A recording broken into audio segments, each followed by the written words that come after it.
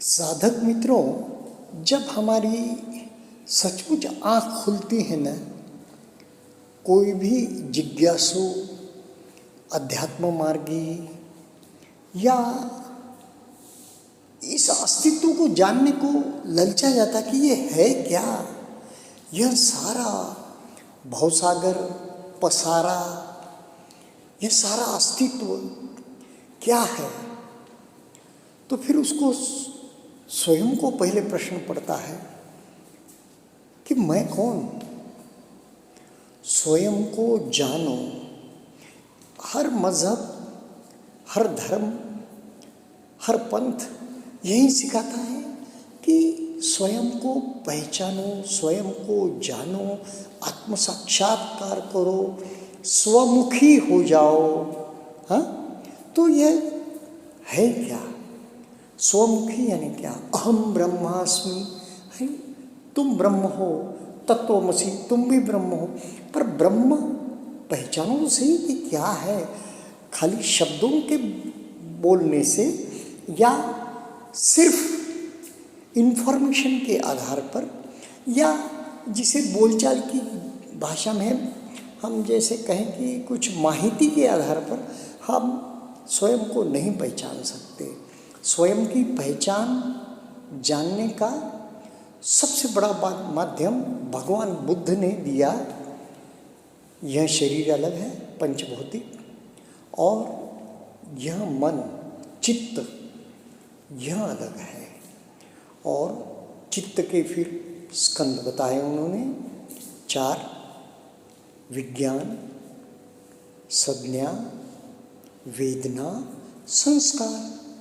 फिर जानना है तो उन्होंने कहा अनात्म तक पहुंचना है। लेकिन मेरा कुछ नहीं, मैं कुछ नहीं, क्योंकि तेरे हाथ में क्या है कि सभी धर्म क्या कहते हैं? नश्वर है, संसार नश्वर है, संसार नश्वर है, संसार सपने जैसा है, संसार एक छोटा सा बुदबुदे जैसा है, और संसार आप सोए हैं, टिमटिमाते तारे हैं और प्रभात हो गई, चले जाता है सब। इस प्रकार का संसार है। क्यों कहा ऐसे? कि संसार प्रतिक्षण बदल रहा है, और बदल रही जो घटना, वस्तु, परिस्थिति है, उसे आप अक्षुण्ण नहीं कह सकते, सत्य नहीं कह सकते। इसलिए संसार मिथ्या है, संसार माया है, ऐसा कहा हो गया।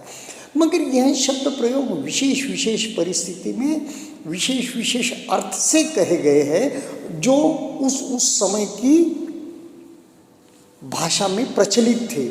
पर आज जब हम कहते हैं तो भगवान बुद्ध की और हमारे गुरुदेव ने जो यूज किया है शब्द अनित्य, अनित्य यानी कि यह बदल रहा है, चेंजिंग इसका नेचर है। तो बाहर बदल रहा है क्या? अंदर भी बदल रहा है। जैसे यह काया प्रतिक्षण नष्ट हो रही है, प्रतिक्षण उत्पन्न हो रही है, मगर ये इस प्रकार इस तेजी से हो रही है कि हम इसे, जैसे सिनेमा हम मानते हैं कि बिल्कुल एक साथ चल रहा है, उसी प्रकार हम इसे मानते हैं। चलो, ये बड़ी बड़ी बातें नहीं, मुख्य बात पर आते हैं कि एक अनुभव मैं सुनाता हूँ विपश्यना ध्यान साधना का, कि साधना में होता क्या है। और सभी साधकों के साथ अब जब आप भाव विभोर होकर मंगल मैत्री के दिन बात करते हैं, मुझे क्या हुआ, तुझे क्या हुआ, कैसे हुआ, क्या हुआ, तो वो भाव विभोर होकर कहता है, हम भाव विभोर होकर उसे बताते हैं, दोनों सब कुछ भूल जाते हैं। चलो, तो कुछ बातें मुझे याद आई, कुछ 2007-8 की बात होगी। मैंने एक मेरे निकटस्थ क्या कहूँ, ठीक है, निकटस्थ, दूर क्या, जन्म जन्म के रिश्ते हैं, जन्म जन्म के रिश्तों के कारण हम एक दूसरे, मुझे थोड़ी दया आई एक मित्र पर, और उसे मैंने कहा तेरा फॉर्म भर देंगे। फॉर्म भर दिया, मेरा नाम दिया, धम्मगिरी ने एक्सेप्ट कर लिया। मैं, पत्नी, उसको साथ ले लिया, छोटा था मेरे से 10-1 साल, उसको साथ ले लिया। तो सुबह की गाड़ी से 4 बजे पहुंच जाएंगे धम्मगिरी। तो उसके पहले 2 दिन पहले ऐसी कुछ घटनाएं घटी कि कुछ दूर की एक मौसी जो उस मित्र के कोई ऐसी डायरेक्ट तो रिलेशन नहीं थी, लेकिन यहाँ गोत्र, कुछ पुराने संबंध या कुछ पीढ़ी जात जो नाम है, संस्कार है, वो उसके साथ वो उससे जुड़ा हुआ था। तो वो मौसी लगभग 75 से 80 साल की थी। वह कुछ दूरी से विधवा भी थी, कुछ दूरी से आ गई अपने भांजे के पास। जो मित्र भांजा नहीं था उनका, वो मित्र उस भांजे का भांजा था, है ना। तो वहाँ आ गई। आने के बाद में क्या हुआ, सडन उसे ऊपर से नीचे तक, यानी कि जब वो सोई तो उसे उठना नहीं आ रहा था, पैरालिसिस नहीं हुआ था, बस वो उठ नहीं सक रही थी। तो इमीडिएटली जो फैमिली डॉक्टर है, बहुत बड़े डॉक्टर है हमारे ज़िले के, और रिलेशन घर जैसा है, बहुत बड़े भले व्यक्ति है, साधना में भी रुचि रखते हैं। मेरे से उन्होंने आनापान भी बहुत बार सीखा। बहुत बड़े एमडी डॉक्टर है, अब तो उनके बेटे वगैरह भी बड़े हॉस्पिटल वगैरह बना लिए।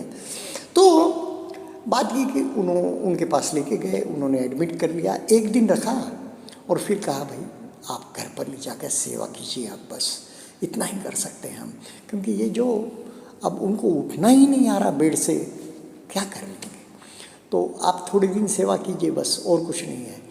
तो घर लेकर आ गए।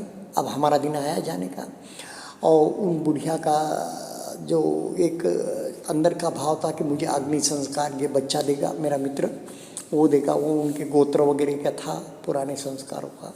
तो ठीक है, तो फिर हमारा जाने का दिन आया, हमने उनसे विदाई मांगी। उन्होंने हंसते हुए कहा अच्छा आप जाके आओ, मैं इंतज़ार करूँगी। जो बुढ़िया को डॉक्टर ने सिर्फ 1-2 दिन की हमें मोहलत देकर घर पर भेज दिया था हॉस्पिटल से। अब हम आए। अब उस वक्त तो एक उसका दूसरा शिविर था, उसको एक उमंग लगी थी जाने की हमारे साथ शिविर अटेंड करने की। हम साथ निकल गए। जब कुछ नहीं लगा, जब वहाँ जाने के बाद हमने रूम वगैरह ले ली, पत्नी ने कहा मगर यह आप हमारा मित्र जो है वहीं तो अग्नि संस्कार दे सकता है, और वो बुढ़िया के लिए, बूढ़ी माता जी के लिए 2-3 दिन से ज़्यादा तो डॉक्टर ने नहीं कहा है।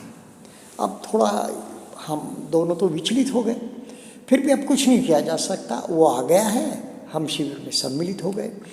10 दिन बूढ़ी माता जी की जब जब साधना चलती थी, थोड़ी सी चिंता भी उठती थी, फिर चिंता के साथ साथ चित्त पर क्या है, चिंता है, फिर अभी चिंता का विकार जागा है, अब उससे क्या हो सकता है।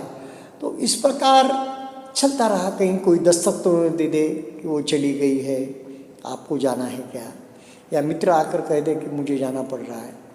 इस प्रकार 10 दिन बीत गए, और जब घड़ी आई मंगल मैत्री की, हमने पहले फ़ोन लगाया मित्र ने उनके वहाँ, तो बोले बिल्कुल वो उठकर खड़ी हो गई। ये मित्रों एक अनुभव नहीं है।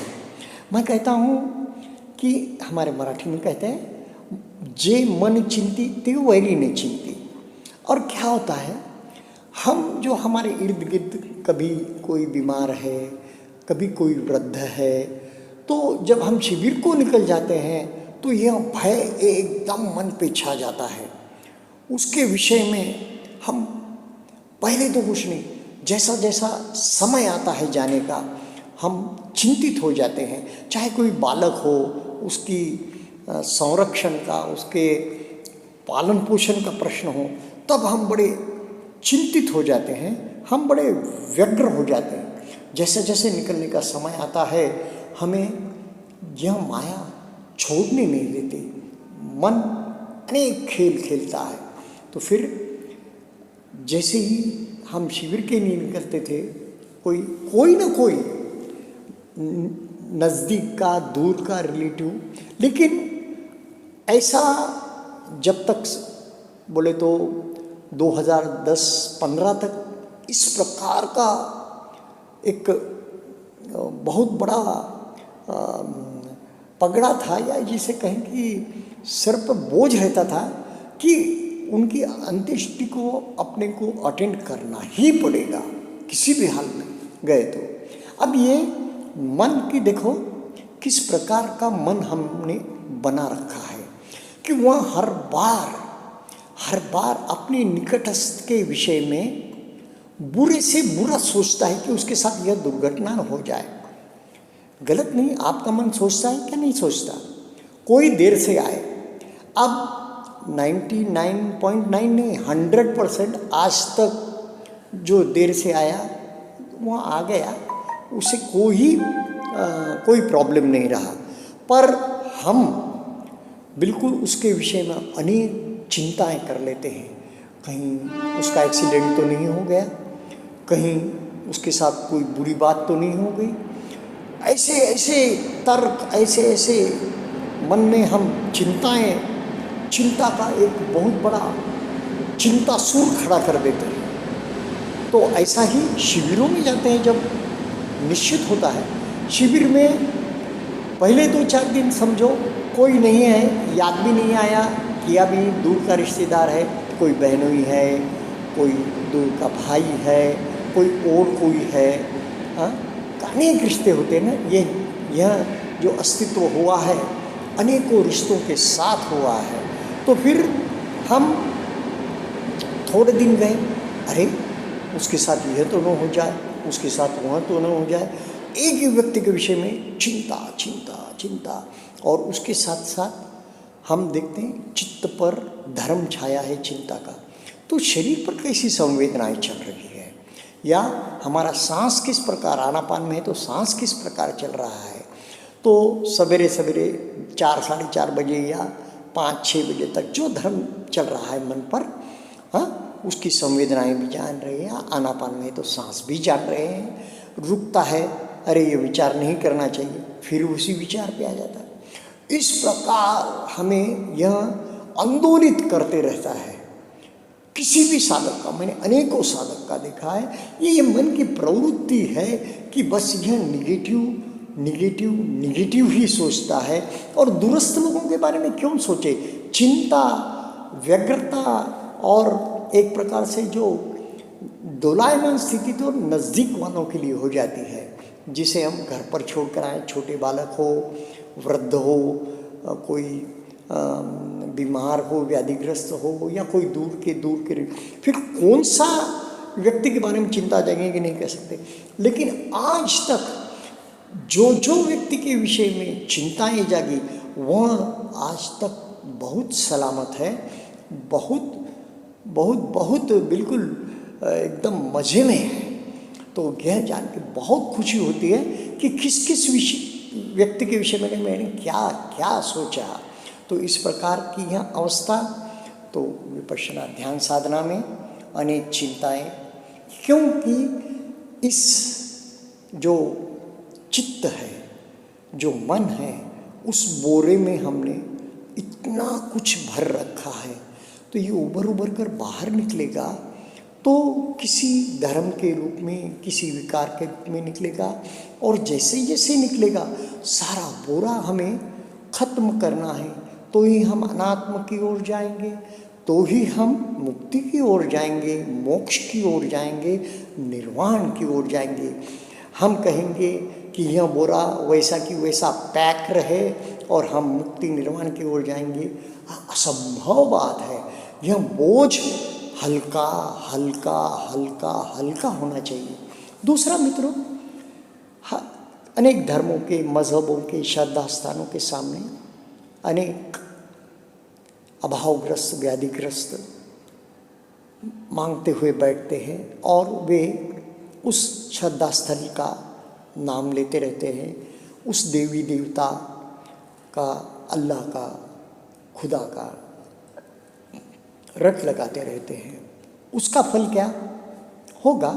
कुछ न कुछ उसका फल उन्हें मिलता होगा। लेकिन क्या हो जाता है, उसके साथ उनकी कामना जुड़ी होती है। उन आंखें बंद भी हो तो धीरे से देखते रहते हैं कि कुछ मिला क्या।